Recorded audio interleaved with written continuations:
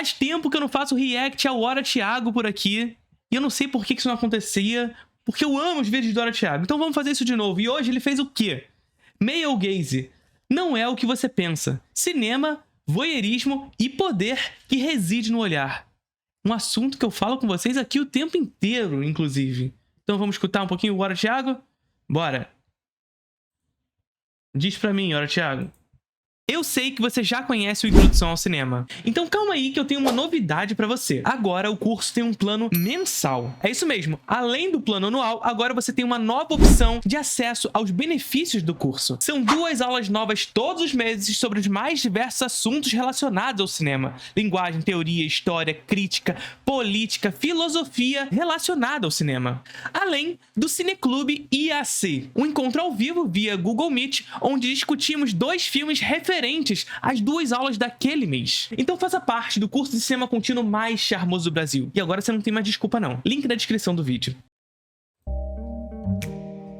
A ideia de perspectiva na arte é algo que pode parecer óbvio ou simplesmente natural, mas é uma convenção. Uma convenção que surge num lugar, num momento histórico e pelas mãos de um grupo muito especial de pessoas, os homossexuais da Renascença. Parabéns! O crítico John Berger compara a perspectiva com um facho de luz de um farol que, em vez de viajar para fora, para o mundo, viaja para dentro de nós. A perspectiva centraliza o olho do observador. Tudo se volta para quem está olhando, como se esse observador fosse Deus. Mas alguma coisa muda depois da invenção da câmera. O observador agora não está parado num ponto fixo. O olhar se movimenta, viaja, transita, se move. A câmera se torna uma espécie de olho mecânico, Um homem com uma câmera que aí. manobra e registra todos os movimentos à nossa volta. Agora você... Essa é uma grande distinção do cinema para as demais artes. Isso aqui vai ser muito importante, inclusive, para a definição e para a consolidação do cinema como uma linguagem autêntica, tá ligado? Porque isso consolida a ideia de mise-en-scène do cinema. Porque se você pega o termo mise-en-scène, é um termo que vem do teatro. Só que qual é a grande distinção da mise-en-scène do teatro para o cinema? Ora, no teatro, independente do lugar onde você... Se você escolher um lugar no teatro para sentar e assistir ao filme, a peça de teatro, evidentemente, a maneira como você vê aquela peça irá mudar. Então, se você senta à direita, você vai ver aquela peça de uma maneira. Se você sentar à esquerda, você vai ver aquela peça de uma outra maneira. Se você centralizar-se nesse lugar, você verá essa peça de uma outra maneira. No cinema, independente do lugar onde você escolha na sala de cinema, a obra não muda. Aí vocês vão me falar, não, Felipe, que é isso? Na verdade, se você sentar lá na frente, você vai ficar com o pescoço pra cima, lá atrás é muito longe, no meio é ideal e tudo mais. Apesar de eu gostar de assistir na frente, tá ligado? Eu gosto de ver filme lá na frente, é bom pra caralho. Mas, o que eu quero dizer com isso? Se você sentar na direita ou na esquerda, numa sala de cinema pra ver o filme, você não vai ver o personagem de perfil só porque você escolheu sentar dos lados, tá ligado? Por quê? Porque a maneira como aquele mundo foi capturado é a maneira pela qual você assistirá aquele filme. E essa vai ser uma distinção muito particular do cinema em detrimento do teatro. Porque na medida em que a gente compreende isso, o palco do cinema não é tão somente um palco de teatro, é o mundo de fato. E a câmera pode passear por esse mundo, caminhar por esse mundo, mostrar ângulos diferentes. E o ângulo que você escolher, o lugar do mundo onde você apontar essa câmera, será o lugar para onde você, enquanto espectador, irá olhar. Você não precisa mais ir até o museu da Beyoncé para saber como é o sorriso da Mona Lisa. Agora, um software de inteligência artificial bota a Mona Lisa dentro do seu celular para conversar com você. Ei, Mark Zuckerberg! Nas palavras do John Aí a gente já tá começando a falar de obra de arte na era da sua reprodutibilidade técnica. Reprodução da arte. E eu não vou falar sobre isso agora, mas eu vou dizer para vocês que tem aula sobre isso no Introdução ao Cinema. Berger, a perspectiva organiza o campo visual como se ele fosse o ideal. Cada desenho ou pintura que usa perspectiva propõe ao espectador que ele é o centro único do mundo. A invenção da câmera, e particularmente a câmera de filme, demonstrou que não existia centro. Isso não significa literalmente que o olho humano deu lugar a um olho mecânico, mas sim que o surgimento da câmera e do cinema mudam o nosso jeito de enxergar o mundo e a arte, e cria novas formas de construir sentido, de existir no mundo e de compreender o nosso lugar nele. Eu não sei se isso é filme. Existe também uma relação de conflito e transformação entre quem assiste e aquilo que é observado. A crítica Bell Hooks propôs, num ensaio de 92, que a gente não veja um filme como um mero espelho de algo que já existe, mas também como uma forma de representação capaz de nos constituir como novos tipos de sujeito e assim nos permitir descobrir quem somos. O nosso olhar também constrói sentido. Olha o Vértigo! O nosso olhar também tem o potencial de transformar a realidade. Ai, que... Mas assim, a questão do espelho, que a Bell Hooks fala aqui, ela é ainda mais fundamental quando a gente compreende que o filme, ele se transforma num espelho do ideal da nossa existência.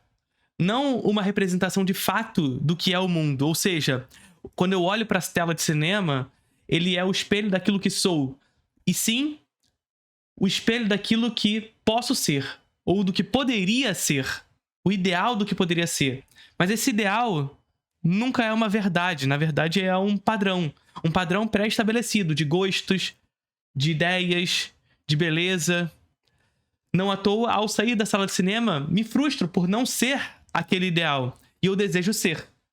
Então eu consumo procedimentos estéticos, consumo a roupa, consumo isso, consumo aquilo, para atingir o ideal que a imagem constrói em mim. Que chique. Tem aula sobre isso na Introdução ao Cinema. O cinema como espelho. Nesse vídeo, a gente vai falar sobre isso. Sobre o olhar. E eu trouxe hoje alguns filmes que, de uma forma ou de outra, discutem o olhar enquanto ferramenta de poder e de construção de identidade. Em nenhuma ordem específica. Apenas uma listinha organizada de uma forma palatável para ser consumida na internet. Através do seu olhar. Você está pronta para exercer o seu poder de observadora?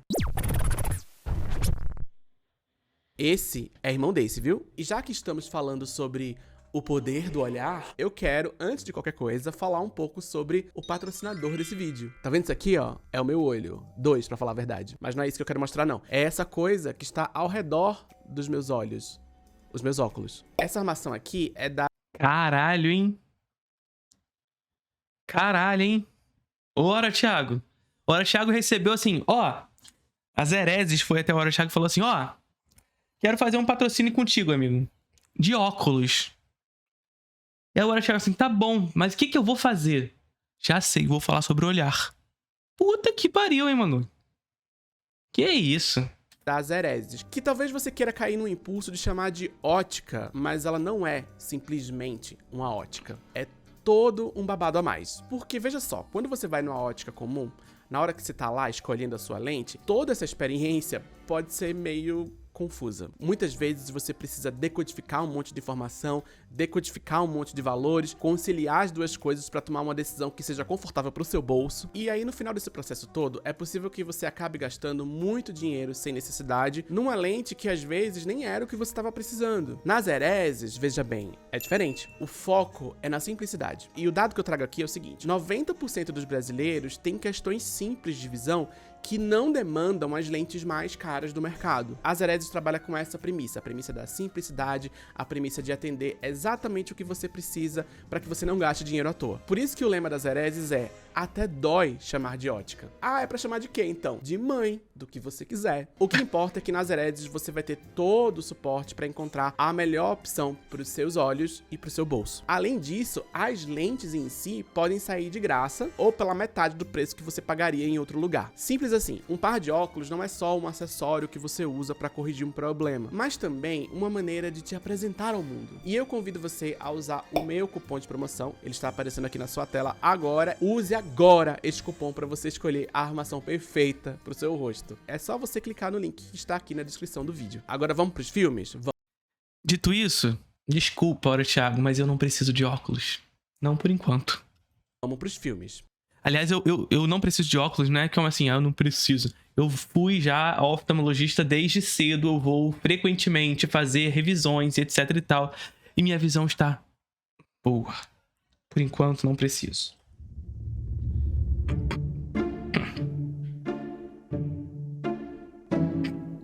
Quando a Janela gente fala na indiscreta. temática do olhar, voyeurismo, cinema e especificamente em Hitchcock, é possível que o primeiro filme que venha na sua mente seja Janela Indiscreta, por motivos óbvios. Mas hoje, especificamente, eu quero falar de Um Corpo que Cai, um filme sobre um corpo. Ai, ora, Thiago, não fui eu que mencionei. Tava aí no chat, o maluco. Felipe Leão já mencionou Vértigo hoje. Não fui eu que mencionei. Foi o Ora Thiago. Então, se eu falar sobre isso hoje, não é culpa minha. É culpa de Ora Thiago. Não comecem a me culpar por ter mencionado Vértigo hoje.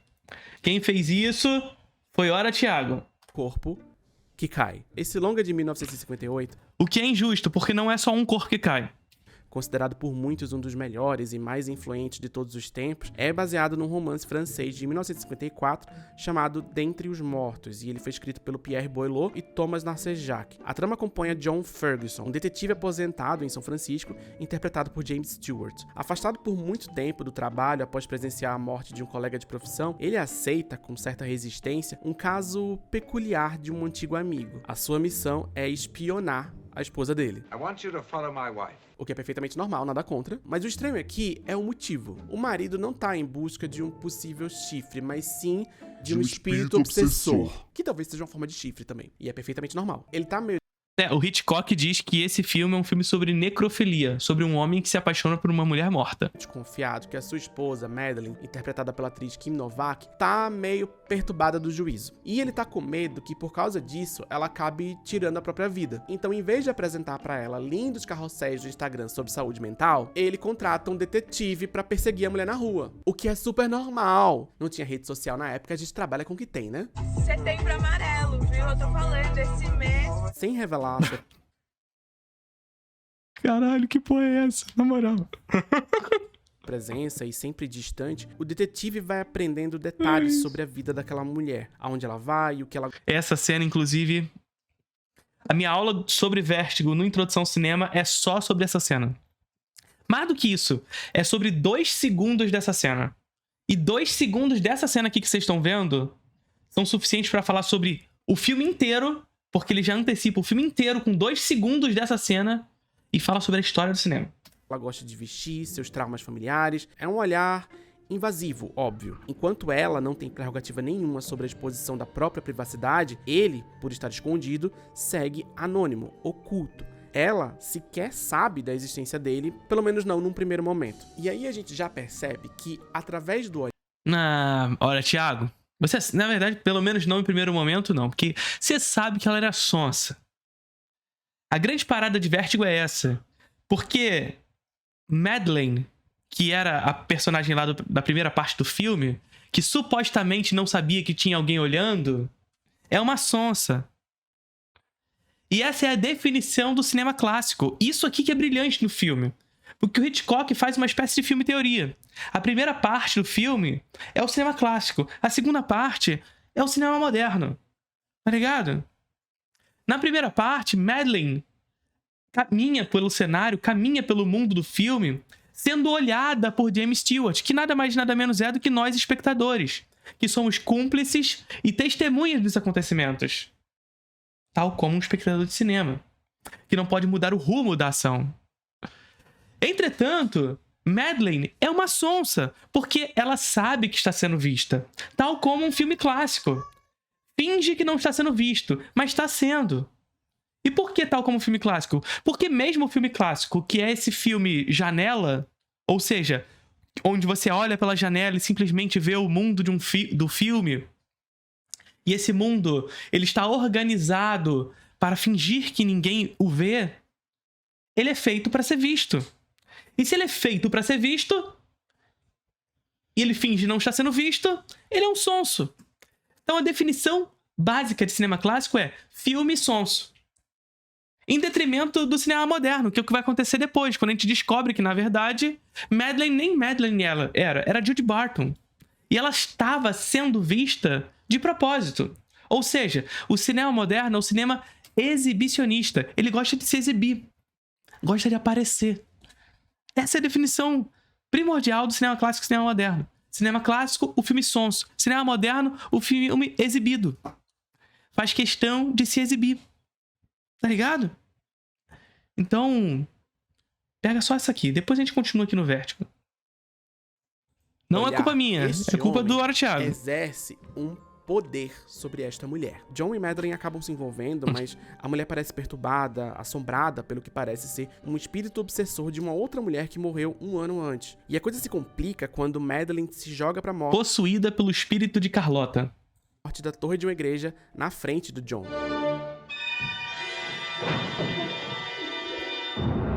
Bom, eu não vou entrar em muitos detalhes para não estragar a sua experiência caso você nunca tenha assistido Um Corpo que Cai. Pro contexto desse vídeo, o que importa é o seguinte: ao longo do filme, Madeleine é submetida a um olhar sufocante de um homem, que interpreta cada uma das ações dela pela sua própria lente do que seria certo ou errado. E é o primeiro sinal de que essa mulher agiria de uma forma diferente do que ele gostaria, ele interfere. Apesar de parecer passivo, Ali a gente já tem... Ainda é a Madeleine.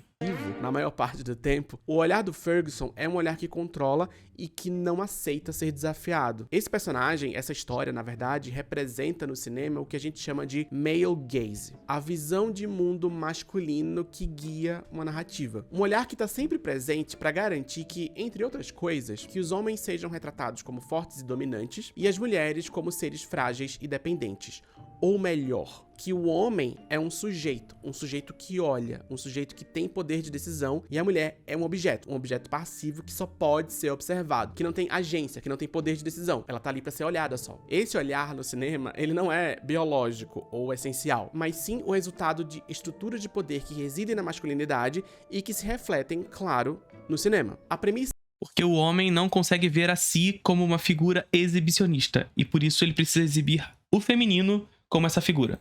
Se existe poder na capacidade de olhar, a gente não pode ignorar que o cinema hegemônico, historicamente e ainda hoje, se mantém dominado majoritariamente, estruturalmente, por homens. Essa ideia surge de um ensaio publicado em 1975 chamado Prazer Visual e o Cinema Narrativo, da teórica feminista Laura Mulvey, que usa também nesse texto maravilhoso texto.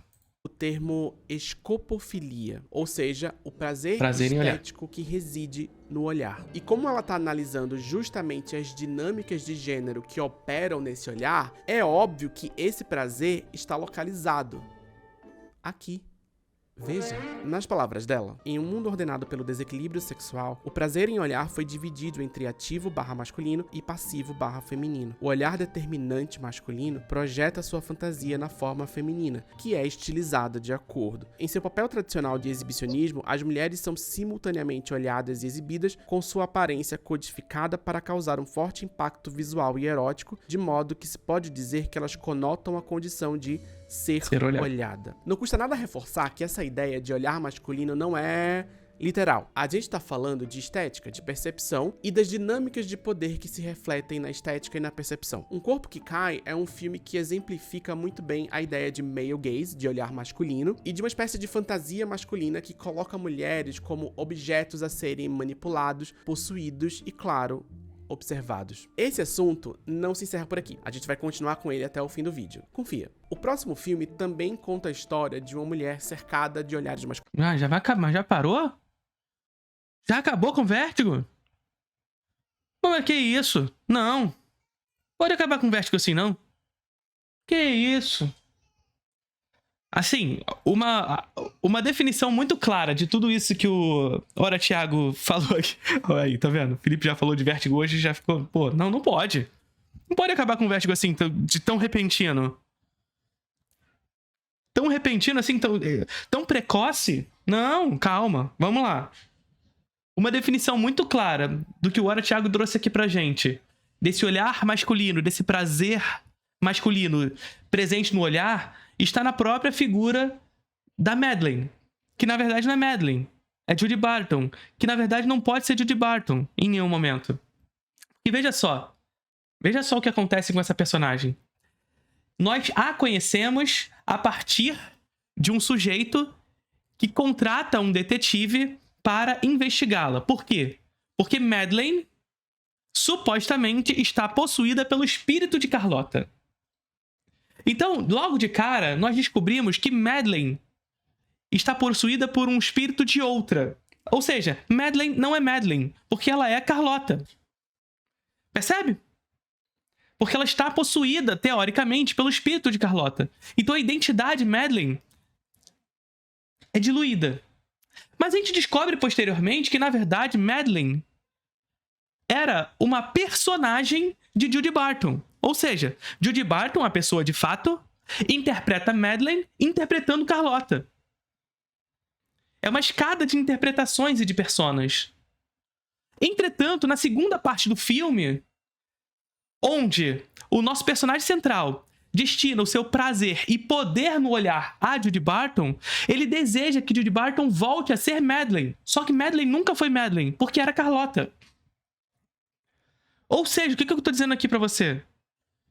Eu tô dizendo que, em nenhum momento, essa personagem feminina pode ser, existir no mundo. Porque no momento em que ela finalmente é Judy Barton, aquela que ela é de verdade,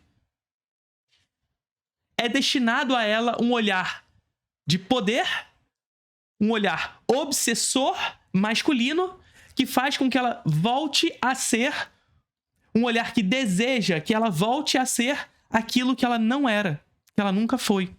Madeleine, que não era ela, era Carlota. Tá ligado? Então, a personagem central de Judy Barton, quando eu pergunto pra vocês o tempo inteiro, quem é Judy Barton? Essa é uma das perguntas mais fundamentais da história do cinema, gente. Quem é Judy Barton? Porque Judy Barton é ninguém pro filme. Porque esse olhar masculino, como o Thiago disse aqui pra gente, ele destina ao feminino a figura de exibicionista. Ela está ali para ser vista. Tão somente para ser vista. Estando ali para ser vista, ela é objeto de prazer daquele que olha. Objeto de prazer do olhar. Escopofilia. Ou seja, não importa quem ela é. Importa que ela está sendo vista ao olhar e prazer de quem olha. E essa é a definição fundamental do voyeurismo. Uma relação hierárquica do olhar, onde quem olha detém o poder e o prazer sobre quem é olhado. Afinal, quem olha se mantém distante o suficiente para se manter seguro em relação àquele que é olhado.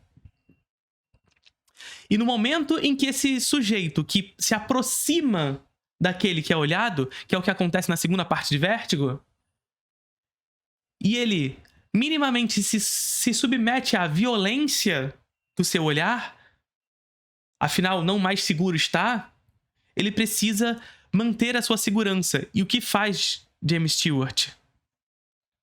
Se torna obsessivo. Deseja fazer com que aquela personagem retorne ao momento em que ela era uma figura não ameaçadora. Percebe? No momento em que ela era uma figura perene, que não lhe oferecia perigo. Porque enquanto Judy Barton, ela lhe oferece perigo. Masculinos. E também tem como ponto de partida um corpo que cai. Ah, não. Não. Por quê? Ah, não. Povos Criaturas se passa num mundo fantástico, inspirado pela estética steampunk. Essa realidade fantasia. Assim, o que... se faz por causa de um corpo que cai. Na verdade, olha, Thiago, a parada é a seguinte. É o que eu sempre falo aqui e eu vou sempre repetir. Depois de um corpo que cai, tudo é um corpo que cai. Então, assim, sabe o que a gente poderia falar aqui? De vez de falar de Pobres Criaturas, a gente podia falar de um outro filme desse mesmo ano. Olha, Thiago, a gente podia falar sobre Anatomia de uma Queda, que é sobre um corpo que cai. Pronto, seria tão mais legal. Fantasiosa, o Dr. Godwin Baxter, uma espécie de Victor Frankenstein retrofuturista vivido por William Dafoe, consegue ressuscitar uma mulher grávida que acaba de cometer suicídio e, por mero capricho, It's alive! Decide colocar o cérebro do bebê no corpo dessa mulher adulta que renasce como a esquisita, inocente e adorável Bella Baxter, papel que rendeu o Oscar de melhor atriz para Emma Stone. Bella não tem memórias da sua vida passada e, apesar de ter o corpo de uma mulher crescida, ela é mentalmente uma criança em desenvolvimento. E cada experiência que ela vive é encarada com um olhar curioso e inquisitivo de uma criança. Um olhar que questiona de forma genuína o motivo da sociedade funcionar da forma como funciona, por que as coisas são do jeito que são e por que diabo ela não pode se masturbar na mesa de jantar. Bella? Isso que eu acho. Isso é uma coisa que eu minimamente acho interessante para pobres criaturas. Porque sim, a Bella, ela age como uma criança, mas não como uma criança de fato, sabe? Isso é uma coisa até que muita gente levou o filme pra uma lógica um tanto problemática, porque seria uma criança ali fazendo sexo, né? Só que eu acredito que o filme vai pra um outro lugar, na verdade. Eu acho que ele complexifica um tanto essas questões, na medida em que ele apresenta as ações da personagem de forma ingênua. Ou seja, ela tem um certo rebaixamento do ego, que é o lugar da criança, que não formou o ego e tudo mais ainda, e portanto ela não sabe exatamente por que ela não pode fazer as coisas, mas ela quer fazer e pronto, é o suficiente. Só que o que ela deseja fazer são ações de uma pessoa com corpo adulto. Então, eu acho que o que o Lanthimos faz aqui, e o que eu acho minimamente interessante, é essa lógica dialética de pôr a mentalidade infantil e o corpo adulto. Então, a Bella não é uma criança, bem como ela não é uma adulta. Ela é uma criatura, tal como Frankenstein, tá ligado? Ela não é criança, ela também não é adulta, ela é uma criatura tal como Frankenstein. Essa é a parada. Eu tô defendendo o Lanthimos aqui, né? Puta que pariu, eu não deveria, mas eu acho que vai muito nessa direção, sabe? O cérebro dela é infantil e, portanto, suas ações, o seu rebaixamento do ego faz com que ela questione as coisas tal como uma criança, mas seu corpo é adulto. E o seu corpo responde tal como um adulto. Então é um pouco mais complexo do que dizer que ela era uma criança no corpo de um adulto. Eu acho que ela era mais do que isso tudo. Ela era uma criatura por si só. Cease working yourself immediately. Questões. No decorrer da vida dessa personagem e do filme, a gente assiste Bella ser controlada e manipulada por todos os homens que surgem na vida dela. Ou melhor, a gente assiste esses homens tentando manter essa mulher sob controle e falhando miseravelmente. I must go punch that baby. Aos poucos, Bella se torna uma mulher adulta, consciente de sua condição enquanto mulher e dos problemas do mundo. E, além disso, ela decide fazer algo a respeito. Money is its own form of sickness. All the scarcity of it. And who am I? Lying in a feather bed while dead babies lie in a ditch. Em síntese, é possível dizer que Pobres Criaturas é a história de uma mulher que surge no mundo quase como o brinquedinho de um homem que, ironicamente, é apelidado de Deus, que apesar de nutrir um afeto genuíno pela sua criação, usa o corpo dela como um mero experimento científico e coloca esse corpo à disposição de outros homens. O filme começa literalmente com a violação de um cadáver, o cadáver de uma mulher que tinha decidido acabar com a própria vida, mas que nem depois de morta tem direito a ter o seu corpo ou as suas vontades respeitadas. E pra piorar, essa mulher, esse corpo, não tem direito nem de se rebelar contra tudo isso, porque até as memórias dela foram violadas. Apesar disso, agora, no momento do filme, ela é, para todos os efeitos, uma nova mulher. Bella Baxter, na verdade, não é nem a mulher que morreu, nem o bebê que sobreviveu. Ela é Bella Baxter. Isso. E à medida que ganha consciência e maturidade, passa a reivindicar o controle sobre si, sobre seu corpo, sobre sua identidade, sobre quem ela é, através de diferentes estratégias, claro, da rebeldia infantil do começo da história até prostituição e socialismo. We are our own means of production. Em certa medida, o objetivo de Bella é justamente escapar do olhar masculino, esse olhar que exerce um poder. Mas será que isso é possível? Essa mulher, essa personagem... um olhar um tanto James Stewart, que é essa parada. Ela se deseja que ela seja aquela sujeita criança, mas ela é a sujeita que é no corpo de adulto, mas no final das contas ela é Bella Baxter. que em tese tá em busca da própria Tal emancipação, como ela Judy é Barton. o fruto da imaginação de homens. As estratégias, os métodos, as situações escolhidas para ilustrar esses processos foram escritas, desenhadas, imaginadas por homens. Não tem nada de inerentemente errado nisso, mas é importante ter esse contexto. Porque como que é possível para uma mulher escapar do olhar masculino se ela em si e o mundo onde ela vive é um produto do olhar masculino? O livro que deu origem ao filme faz um comentário sobre isso. Não sei nem se é intencional. Porque o autor, Alistair Gray, ele não toma crédito da história. Ele usa um pseudônimo. A história de Pobres Criaturas, o livro, é contada como um relato de um personagem ficcional chamado Archibald McCandless. Ou seja, o narrador da história não é um ser onisciente que narra tudo, que observa tudo, que sabe de tudo. Esse narrador é alguém que existe no mundo da história e que tem o poder de modificar, de distorcer essa história se assim ele decidir. A mera existência desse narrador coloca em xeque a veracidade da história. A gente sabe que é uma pessoa humana, que tem um viés, que tem um olhar específico sobre essa história e que pode modificar essa história se ela quiser modificar essa história, se ela tiver interesse em modificar essa história. E talvez esse narrador tenha sim distorcido a história. Talvez tenha, talvez não tenha. É uma possibilidade. É uma pulguinha crítica que questiona o poder do olhar sobre uma mulher. E eu acho que isso é uma discussão interessante pra gente ter. Quando a gente fala em male gaze, em olhar masculino, existe uma preconcepção de que a gente tá falando de uma audiência presumida, de um olhar presumido. É como se o male gaze significasse que os filmes, que a arte, que as coisas são produzidas com uma audiência em mente, com um olhar masculino em mente. Por exemplo, uma mulher seminua no pôster de um filme pode ser um exemplo muito ilustrativo do male gaze. Uma super-heroína posicionada de uma maneira estratégica para que os peitos e a bunda dela estejam visíveis também pode ser um exemplo muito didático. Os peitos e a bunda dela estão em evidência, estão visíveis. Visíveis para quem? Para o olhar masculino. Isso é verdade, mas não é só disso que a gente está falando. O male gaze é um olhar social, é o olhar hegemônico. É a forma como uma sociedade patriarcal expande sua vigilância sobre corpos femininos, sobre corpos vistos como femininos também. E isso pode ser representado de muitas formas, de inúmeras formas, na arte, no mundo, no dia a dia. Esse olhar masculino, como ele é descrito pela Laura Mulvey, não é possível de se escapar apenas trocando de roupa ou desenhando a heroína de um outro jeito. O olhar masculino está entrelaçado na estrutura. Para escapar dele, a gente precisaria quebrar a estrutura. Nas palavras da Laura Mulvey, Vocês sabem o caminho, né? Vocês sabem a resposta. Vocês já sabem. códigos cinematográficos criam um olhar, um mundo e um objeto, produzindo assim uma ilusão feita à medida do desejo. São esses códigos cinematográficos e a sua relação com estruturas externas formativas que precisam ser desconstruídos antes que o cinema convencional e o prazer que ele proporciona possam ser desafiados. Gostou? Vamos pro próximo filme agora. Eu vou ser defensora de dia e estrela do Brasileirinhas à noite.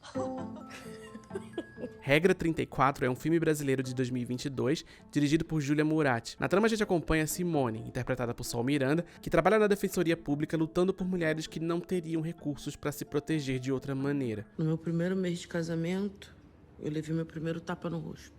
A questão é que o dinheiro que banca o curso de direito que ela faz e que permite que ela exerça esse papel social tão importante vem do seu trabalho noturno, onde ela exibe seu corpo e a sua libido em lives na internet. Só com essa premissa a gente já tem um comentário sobre hipocrisia, sobre moralismo e tudo mais.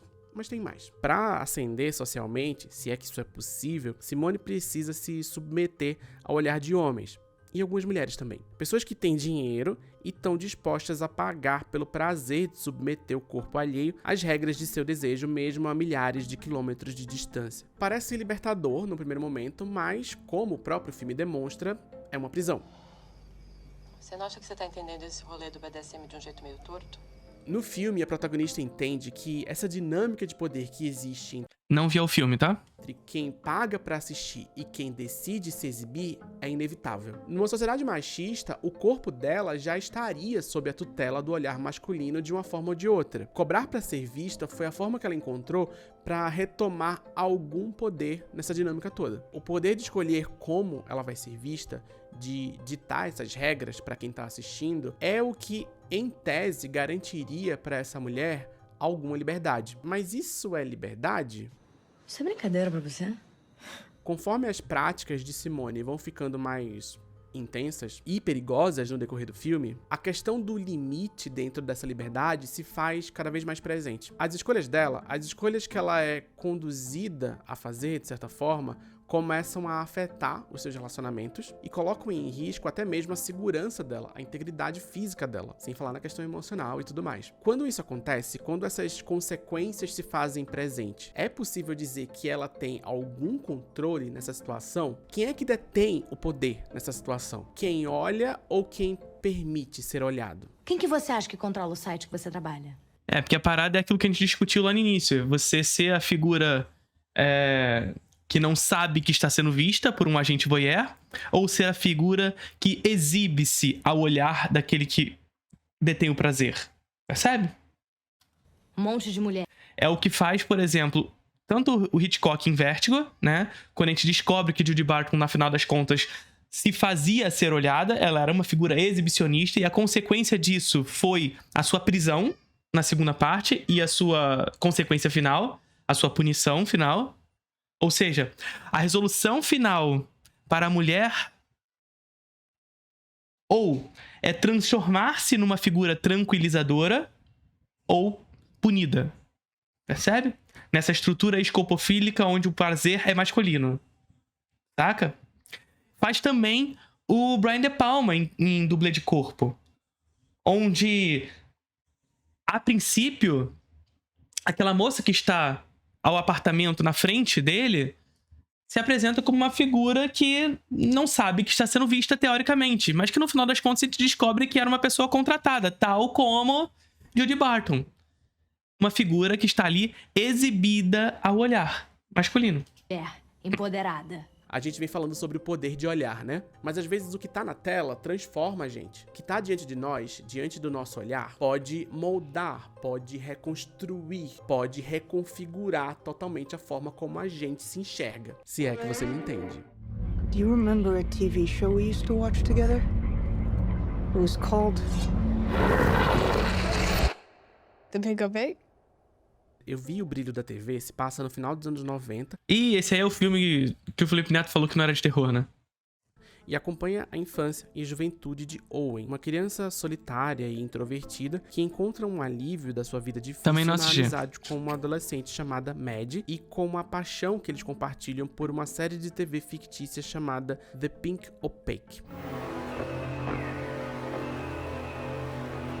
The Pink Opaque parece uma mistura esquisita entre Buffy a Caça-Vampiros e Twin Peaks. A trama explora a vida e as aventuras de duas amigas, Tara e Isabel, que através de uma conexão mística lutam contra os monstros enviados pelo terrível Senhor Melancolia. E um dos pontos mais importantes de Eu Vi o Brilho na TV é justamente a relação entre os protagonistas do filme com essa série ficcional que eles assistem. The Pink Opaque feels more real than real life. Owen e Mad vivem numa cidadezinha interiorana, conservadora dos Estados Unidos, em contextos violentos e opressores, e basicamente os episódios de The Pink Opaque são o único respiro que eles têm dentro dessa dura realidade. Mas para ter esse respiro, eles precisam se encontrar escondidos. A série só pode ser assistida em segredo porque supostamente ela não seria uma boa influência para crianças. Gente, ele não tá falando que o filme parece com Twin Peaks. Ele tá falando que a série dentro do filme parece Twin Peaks misturado com Buffy Caça-Vampiros. E o mais grave, o mais terrível, o pior de tudo é uma série De menina. Isn't that a show for girls? Bom, eu não vou entrar em detalhes sobre a trama em si. O que eu quero falar aqui é sobre o simbolismo. Como eu disse, os dois protagonistas criam uma conexão muito forte com o universo da série e com os personagens da história que eles assistem. E como ambos vivem num contexto de violência e repressão que aparece de forma sutil, mas bem pertinente, a TV representa um escapismo, uma fuga de uma realidade opressora.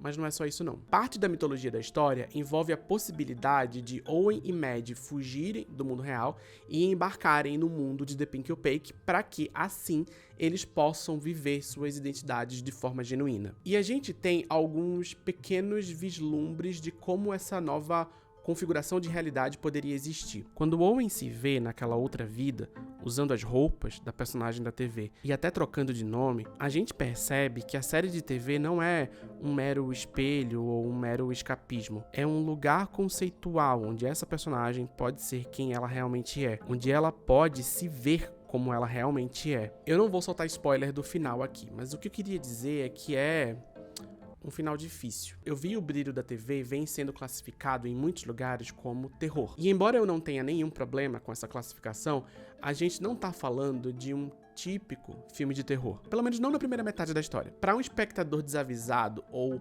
muito apegado a convenções tradicionais de gênero narrativo, esse filme pode parecer mais um drama ou uma história de amadurecimento. Mas os últimos minutos, pra mim, foram verdadeiramente assustadores. Não pela presença de um monstro muito feio, ou uma assombração amaldiçoada, ou um membro decepado, mas porque o horror que está sendo representado aqui é o horror de uma vida reprimida. Isso me pegou muito, de um jeito muito forte. É o horror de saber uma verdade genuína sobre si mesmo e não poder viver essa verdade. É o horror de reprimir um grito. Eu sei que virou até lugar comum, virou até piada a gente falar dos filmes de terror da A24 em que o horror na verdade é a adoração. De certa forma, é um pouco isso sim. Mas é tão genuíno, é tão honesto, é tão verdadeiro, é tão forte. Eu fiquei muito impactado por esse filme. É tão absurdo, interessante. Então, assim, gente, essa noção do filme de trauma é interessante. No Introdução ao Cinema esse mês, nós teremos 2 aulas sobre cinema de terror. Uma vai ser sobre cinema, o que é o terror, e a outra, o que é o medo. E o medo é uma categoria histórica. E o que eu quero dizer com isso? Significa dizer que toda essa noção do despreparo frente ao desconhecido, que gera medo, tem uma relação direta com o tempo histórico e com o lugar histórico onde isso acontece. Percebe o que eu quero dizer? Então, assim, se a gente vai lá para a década de 80, a gente vai ver que o cinema de terror americano está tratando do slasher. E o slasher está intimamente relacionado com o avanço das ISTs, as infecções sexualmente transmissíveis. Tem aula sobre isso na Introdução ao Cinema também, o terror e a Final Girl. Ou seja, sobrevive a moça que não faz sexo. Sobrevive ao monstro que mata cada uma das pessoas que fazem sexo. Se a gente avança mais um pouquinho, a gente vai ali na virada do milênio, no avanço da tecnologia de informação, da internet e tudo mais, o Kiyoshi Kurosawa tá fazendo um filme como Pulse, onde ele, na ótica ali do bug do milênio e tudo mais, fala assim, ora, e se o cabeamento da internet fosse um portal entre o mundo dos mortos e o mundo dos vivos? Ou seja, o medo do surgimento da internet e as possibilidades que ela pode oferecer enquanto desconhecido, ora, vamos usar disso. Na época do surgimento do digital, das câmeras digitais, etc e tal, surge um filme como A Bruxa de Blair, onde a estética digital é fundamental para construir a lógica estética do medo. Surge também filmes como Espíritos, Shutter, de 2004, onde essa instantaneidade que o digital nos dá de tirar uma foto e imediatamente poder vê-la sem a necessidade de revelar posteriormente, ora, e se dessa instantaneidade eu puder ver o mundo dos mortos? Surge também filmes como Cloverfield, Monstro, onde traz consigo o trauma do 11 de setembro, do monstro sem rosto, mas, sobretudo, filmado sob uma estética digital, sabe? E hoje, o que a gente vê é, não mais o medo, o desconhecido, está presente na lógica dos espíritos, não está mais presente na lógica das criaturas, dos monstros. E esse tipo de terror vem decaindo, infelizmente, porque eu amo esse tipo de terror. E os nossos tempos estão intimamente relacionados aos medos que nos oferecem a ansiedade, a depressão e etc. O tal terror de trauma. Que assim, já deu no saco? Deu. Mas é o terror dos tempos de hoje. É o medo proveniente da nossa relação com a realidade material. E o medo é uma categoria histórica. Essa é a parada. E devastador. E essa história, na minha opinião, ganha muito mais força quando quem tá assistindo é uma pessoa LGBT. Jane Schoenbrun, que escreveu o roteiro e dirigiu o filme, é uma pessoa não binária trans feminina. E se essa sequência de palavras te incomodou de alguma forma, vai te catar. E mesmo sem essa informação de que a pessoa responsável por essa história é uma pessoa trans, não é tão difícil assim perceber que Eu Vi o Brilho na TV funciona muito bem como uma alegoria trans. Essa leitura não passou despercebida pela crítica nem pela audiência, e a comunidade LGBT, em especial a comunidade trans, vem abraçando esse filme como um retrato complicado da vivência de uma pessoa que não se identifica com o gênero que foi atribuído a ela quando ela nasceu. É uma leitura que também não se perde se você se identifica. Sim, trauma atual causado pelo capitalismo, perfeitamente. Isso é muito importante, porque essa patologização no capitalismo, ela é sempre individualizada. Na verdade, tudo no capitalismo vai na tendência de individualizar os problemas. Então, nós vemos uma crescente patologização da sociedade, ao mesmo tempo em que nós individualizamos esses problemas, quando na verdade esse problema é sistêmico. São causados pelo sistema. Fica com alguma das outras letras da sigla. Aliás, é perfeitamente possível se identificar com esse filme ou com essa história, mesmo se você não fizer parte da sigla. Mas o olhar sobre ele, a meu ver, ganha diferentes molduras e texturas dependendo de quem você é, assim como todos os filmes. E é exatamente disso que a gente tá falando desse vídeo, né? Entre várias outras coisas. Existem olhares hegemônicos, existem olhares presumidos, existem recortes que não são vistos como recortes. Quando a gente fala de male gaze ou da perspectiva LGBT sobre uma obra de arte, o que a gente está tentando propor é a desconstrução do que se entende como o olhar padrão, ou o olhar hegemônico sobre o mundo, sobre a vida, não só sobre a arte. Existem múltiplos olhares, existem múltiplas perspectivas sobre o mundo, sobre a arte e sobre a vida. Só que a grande questão é que o olhar hegemônico, quando se constrói tal como hegemônico, ele é visto como o normal. Percebe qual é a questão aqui? Ele é enxergado como o normal, o natural, não só normal, mas o natural. E, portanto, aqueles que não se veem nessa concepção de olhar dito natural, precisa se ver como natural. Sabe qual é? Então, o olhar é historicamente masculino, mas mulheres veem cinema. Mas acostumadas foram a esse tipo de olhar, mesmo se elas não se enxergarem tal como esses filmes. Percebe qual é a parada? E aí, esses novos filmes que passam a enxergar e entregar o olhar, não mais aquilo que é concebido como hegemônico, incomodam. Incomodam por quê? Porque é teoricamente não natural. As palavras do pesquisador Frederick L. Green, que escreve sobre teoria queer, existe beleza, poder e verdade, até mesmo magia, onde a cultura dominante e sua linguagem sancionada só enxergam feiura, impotência e falsidade. Inclusive, falando em olhares hegemônicos, a própria ideia de male gaze, da forma como ela é proposta pela Laura Mulvey, também não existe sem a sua camada de contradições. O ensaio que dá origem a essa discussão, apesar de interessante, educativo e revelador, parte de uma perspectiva embranquecida e heteronormativa. Nada contra. Talvez algumas coisas contra. A autora não considera, por exemplo, a forma como questões raciais complicam as dinâmicas de poder que residem nas relações de gênero. E lembra que eu citei a Bell Hooks lá no começo do vídeo? Há 10 milhões de anos? A citação que eu trouxe lá atrás vem de um ensaio dela, publicado na década de 90, chamado O Olhar Opositor, : A Espectadora Negra, que funciona, em certa medida, como uma resposta ao ensaio da Laura Mulvey, uma resposta racializada ao conceito de male gaze. Olha o que a Bell Hooks fala. O olhar foi e é um lugar de resistência para o povo negro colonizado ao redor do globo. Os subordinados em relação de poder aprendem com a experiência que existe um olhar crítico, que olha para documentar, que é o positivo. Na luta pela resistência, o poder do dominado para garantir o agenciamento, ao reivindicar e cultivar a consciência, politiza as relações do olhar. Aprende-se a olhar de um certo modo para resistir. Não é interessante? Não é complicado de um jeito legal? Eu acho. Mas vamos voltar pro filme. E eu vou até pedir licença aqui pra adicionar um alerta de gatilho, porque eu vou falar do Felipe Neto. Num tweet que já foi deletado muito antes de Alexandre de Moraes explodir o Twitter, não sei se a essa altura de repente o Twitter já voltou, vai saber. O influencer e empresário Felipe Neto falou o seguinte sobre Eu Vi o Brilho na TV. Parabéns para quem gostou desse filme, vocês certamente entendem algo de cinema que eu sou incapaz de compreender. Reuni os amigos, o filme tava na categoria terror.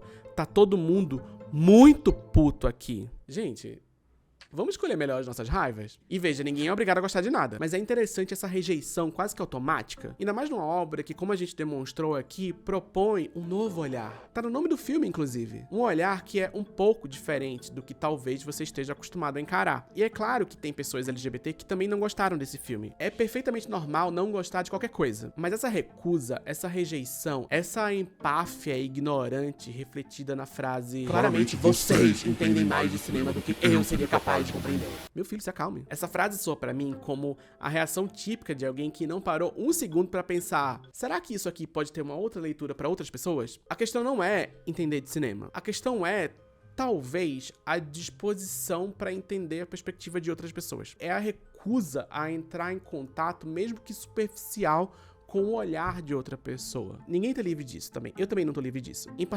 Eu, particularmente, acho que, assim, eu concordo com o Oro Thiago. Eu acho que, de fato, sobretudo, a maneira como o Felipe Neto falou, ruim. Entretanto, eu acho que a implicância do Felipe Neto ali foi com a palavra terror.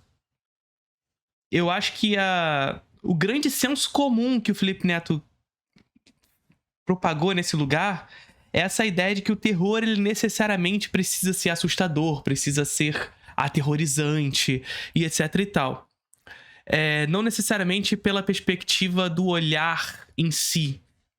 Eu acho que tá muito mais na lógica do terror. Inclusive, o terror, ele meio que destacou. Eu acho que foi mais nesse lugar. Particular nos dias de hoje, é muito difícil sair de dentro da nossa própria cabeça. Mas com certeza, tudo isso tá imbuído dessas representações, dessa maneira hegemônica que o olhar se